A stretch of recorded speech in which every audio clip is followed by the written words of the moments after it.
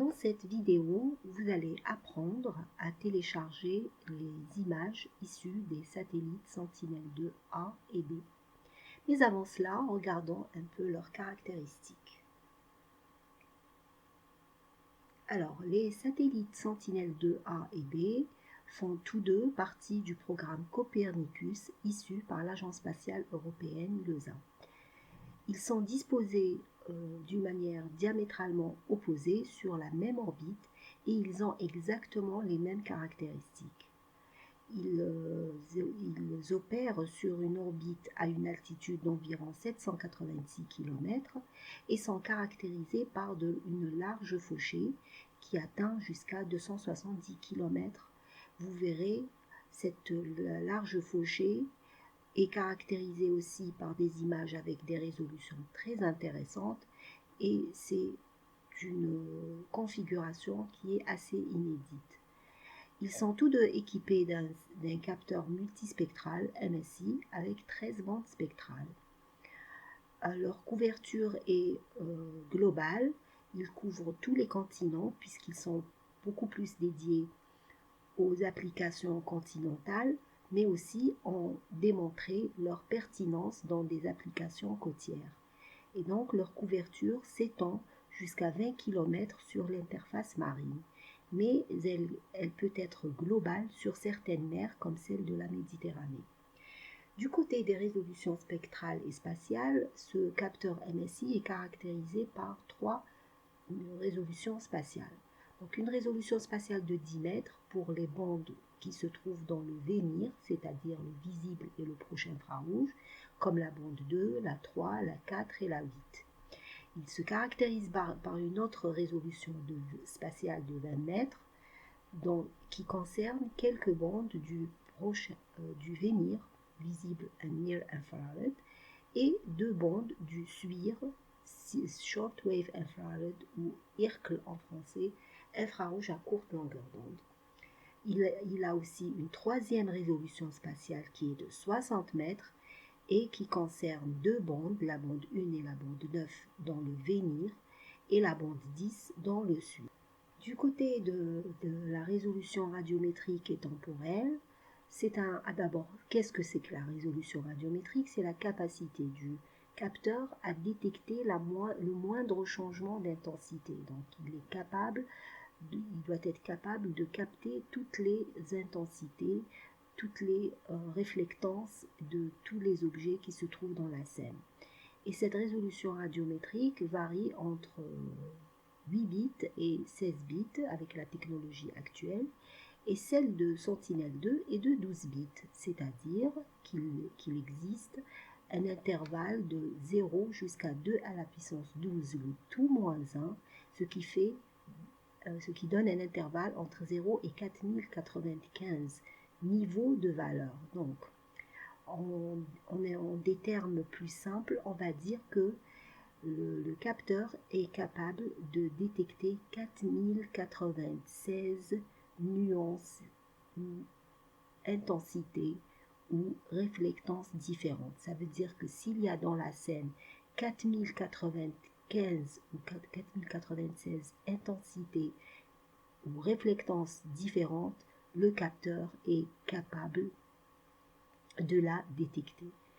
Quant à la résolution temporelle, elle est de 10 jours pour chaque satellite. Mais comme ils sont dans une configuration diamétralement opposée et qu'ils ont les mêmes caractéristiques, cette configuration a permis de diviser par deux la résolution temporelle, c'est-à-dire qu'il est possible d'acquérir une image Sentinelle-2 tous les 5 jours.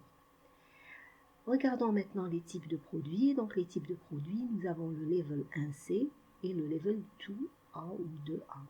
Il existe d'autres niveaux antérieurs au level 1C, mais qui ne sont pas distribués aux utilisateurs. Alors, à quoi correspond le level 1C? Il correspond aux réflectances en haut de l'atmosphère. Les réflectances en haut de l'atmosphère dans une géométrie cartographique, donc corriger géométriquement des déformations et des erreurs dues à la configuration, à la géométrie, à la géométrie de prise de vue et d'autres erreurs. Donc, c'est un produit qui est distribué online et produit, qui correspond à des images qui ont une dimension de 100 x 100 km et qui ont un poids d'environ 600 mégabytes.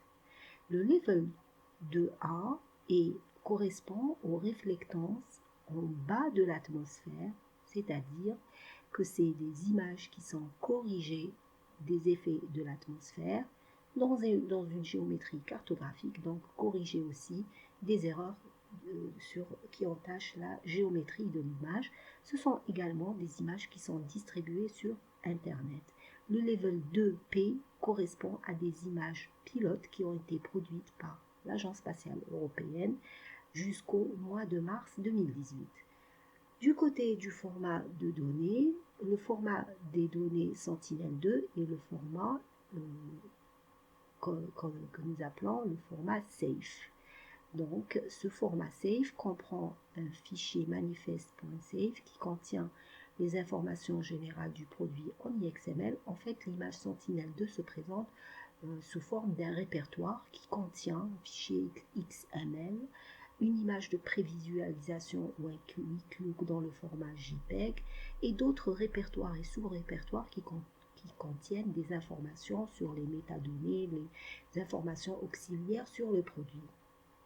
Maintenant, pour télécharger les images Sentinel-2, il faut tout simplement taper Copernicus SheHub sur le moteur de recherche qui va vous diriger directement vers le site Copernicus Open Access Hub. Donc, on va cliquer sur ce lien pour arriver à cette page. Donc, et du coup, il faut aller, pour télécharger les données Sentinel-2, il faut aller dans Open Hub, Access to all Sentinel missions data through the interactive graphical user interface. Donc c'est là qu'il faut aller cliquer pour aller sur l'interface en machine qui va nous permettre de construire notre filtre de téléchargement. Mais avant, il est indispensable de s'inscrire ou de s'enregistrer ou de s'enregistrer autant qu'utilisateur, s'identifier en tant qu'utilisateur des produits Sentinel. Donc pour cela, il faut aller sur Sign Up, donc s'enregistrer si on ne l'a pas encore fait. Et bien sûr, il faut saisir les informations classiques, le first name, le prénom, last name, nom, username, un pseudo, un password, il faut confirmer le password, une adresse email, un domaine d'activité, qu'est-ce que vous allez faire des images, quel est votre pays, etc. Toutes ces informations classiques, il faut à chaque fois mettre dans le formulaire de l'inscription dans un site de téléchargement ou autre. Donc une fois qu'on s'est enregistré, il ne reste plus qu'à s'authentifier en allant sur le login. Donc il faut introduire le nom de l'utilisateur et le nom et le password bien entendu pour pouvoir profiter des services qui sont offerts par ce site. Donc l'interface Home Machine est classique, donc nous avons un fond cartographique pour pouvoir nous situer facilement lorsqu'on recherche des données. Donc on a un fond qui est par défaut qui est celui-là. Nous pouvons aussi choisir d'autres fonds, un fond satellitaire, un fond avec un modèle numérique de terrain. Donc il existe plusieurs fonds. Donc on choisit le fond qui nous plaît. Et après, il faut savoir qu'il y a deux modes, un mode de navigation et voilà, un mode de navigation et un autre mode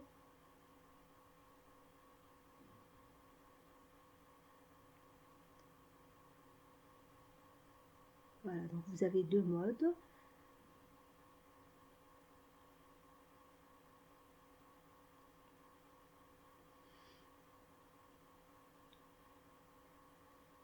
Donc la première étape à suivre, c'est c'est de délimiter approximativement notre zone d'étude.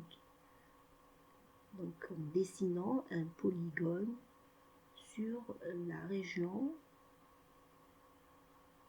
qui nous intéresse, la région d'intérêt ou la zone d'étude, bien sûr d'une manière très approximative.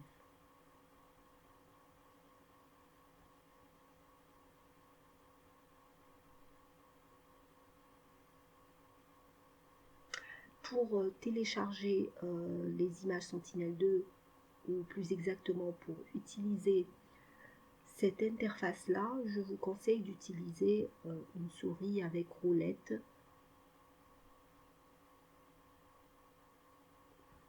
C'est plus pratique.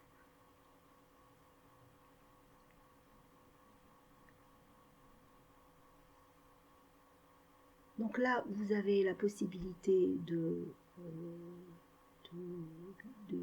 paramétrer le filtre de téléchargement. Donc cette interface est valable pour le téléchargement des images Sentinel-1, des images Sentinel-2 et des images Sentinel-3. Nous, ce qui nous intéresse aujourd'hui, c'est les images Sentinel-2.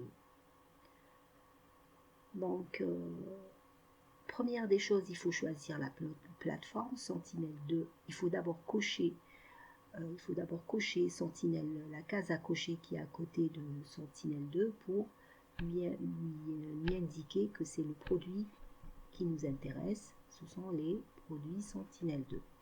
Ensuite, choisir la plateforme Sentinel-2A ou Sentinel-2B. De préférence, il ne faut choisir aucune de ces deux options. Pourquoi? Pour lui laisser la latitude de vous proposer, comme ce sont des images, des satellites jumeaux, donc les images ont les mêmes caractéristiques. Donc Sentinel-2A ou 2B, il n'y a pas de différence. Donc on lui indique que toute image Sentinel-2 nous intéresse. Ensuite,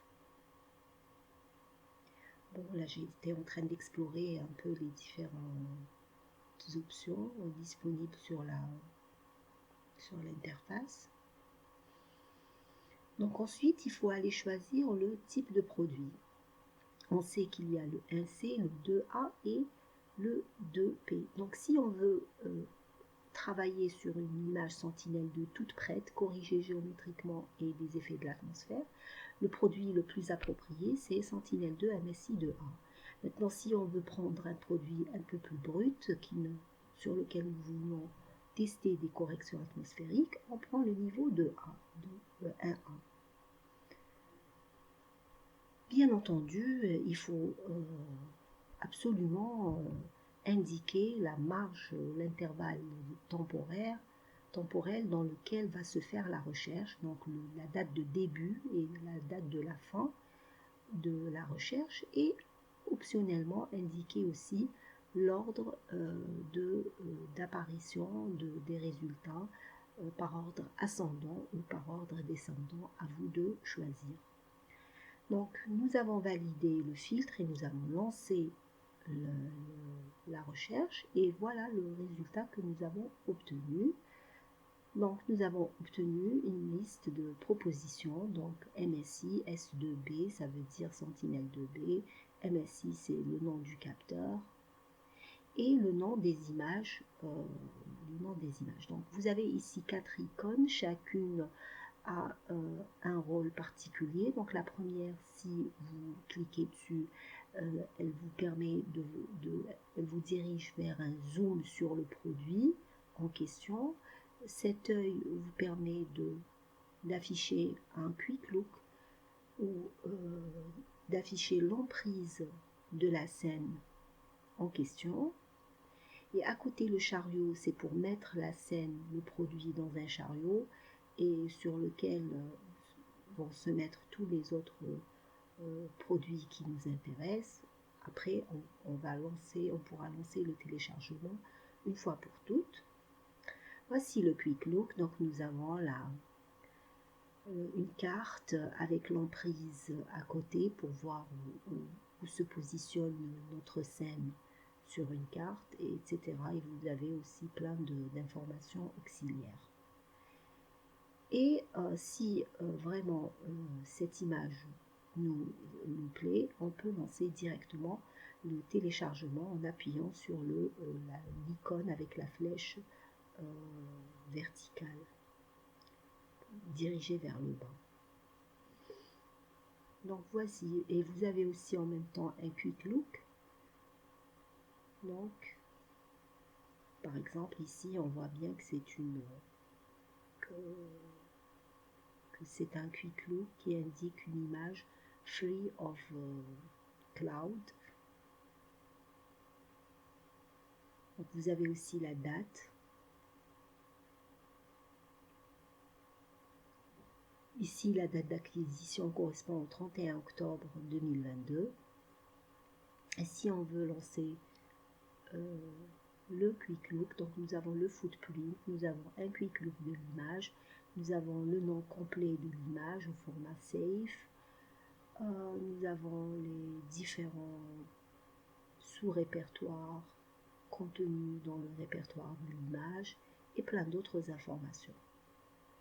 Donc il ne vous reste plus qu'à télécharger l'image.